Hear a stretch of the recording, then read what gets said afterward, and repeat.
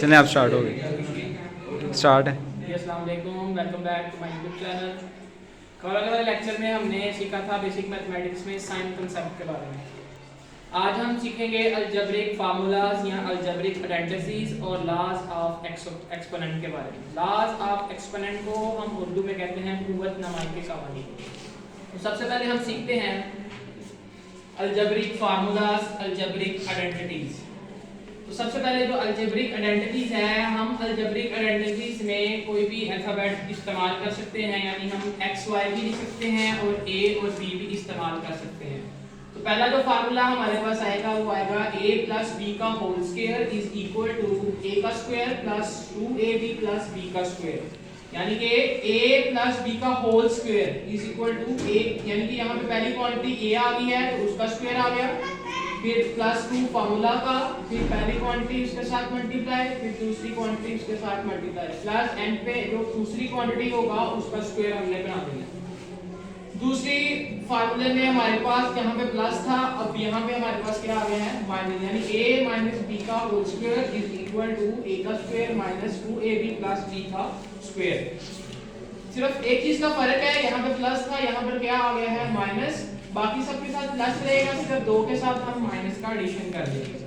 Number 3, a का square minus b का square is equal to a plus b into a minus b, यानी कि जब भी दो फार्मूला, दो आइडेंटिटीज आ जाएं और उनके दरमियान माइनस की साइन हो, यानी कि दो स्क्वायर हो, माइनस की साइन हो, एक दफा हम उसको प्लस में लिखेंगे और एक दफा हम उसको माइनस में लिखेंगे।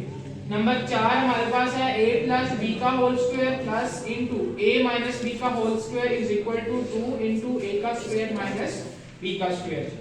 नंबर 5 a प्लस b का whole square minus a minus b का whole square is equal to 4ab, यानी कि इन दोनों फार्मूलाज के अंदर हमारे पास सिर्फ एक चीज का फर्क है, अगर इनके दरमियान प्लस लगाएंगे तो ये इसके इक्वल आएगा, यानी 2 इनटू a का स्क्वायर माइनस b का स्क्वायर। अगर हम इनके दरमियान माइनस लगाएंगे तो ये इक्वल आएगा 4ab के इक्वल। नंबर 6 हमारे पास आता है, आगे हमारे पास इनटू क्वांटिटी थी, अब हमारे पास चीज वैल्यूज आ गई हैं। a plus b plus c का whole square is equal to a का स्क्वायर प्लस b का स्क्वायर प्लस c का square plus 2 into ab plus bc plus ca, यानी कि तीनों क्वांटिटी को बारी-बारी तीनों के साथ मल्टीप्लाई करेंगे। ये थे हमारे स्क्वायर वाले फार्मूले। अब हम सीखेंगे क्यूब वाले फार्मूले। अब स्क्वायर और क्यूब में क्या डिफरेंस होता है? स्क्वायर में हम मल्टीप्लाई करते हैं 2 टाइम और क्यूब के अंदर हम मल्टीप्लाई करते हैं 3 टाइम।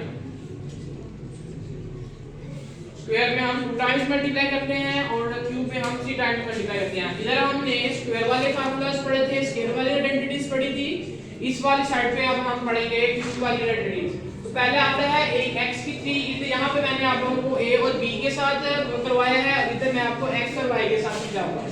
x की 3 माइनस y की 3 is equal to x minus y into x square plus xy plus y square.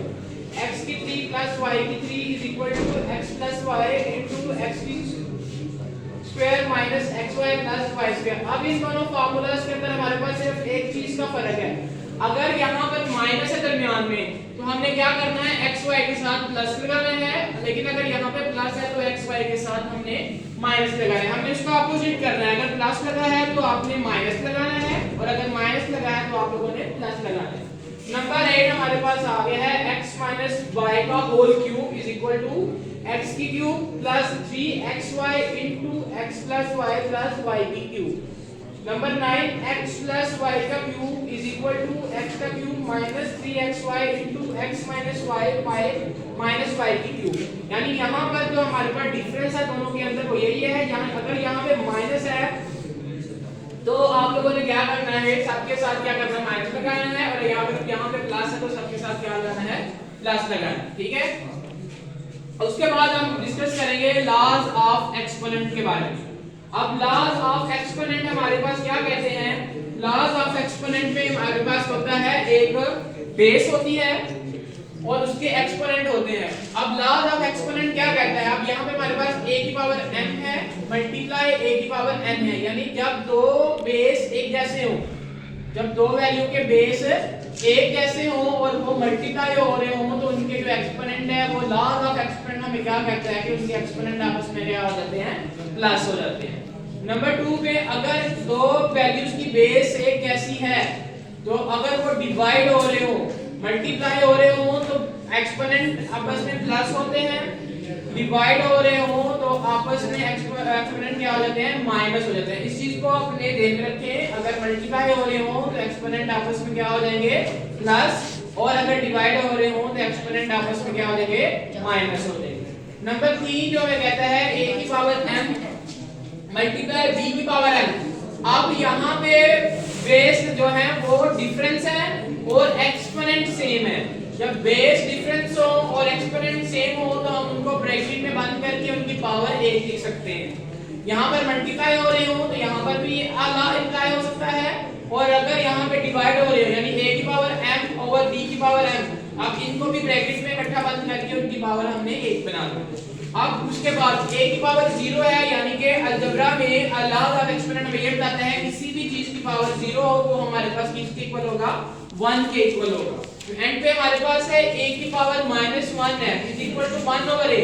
इसका मतलब ये हमें लॉज ऑफ एक्सपोनेंट ये हमें कहता है कि ना उस चीज की पावर माइनस में हो, लेकिन जब हम इसे फ्रैक्शन में ले जाएंगे यानी वो फ्रैक्शन की ऊपर वाली साइड पे था, जब हम उसको डिनोमिनेटर में लेके जाएंगे तो उसकी पावर जो माइनस में थी उसकी पावर जो प्लस में चले जाएगी। उम्मीद है आज का जो लेक्चर है वो आपको समझ आ गया होगा।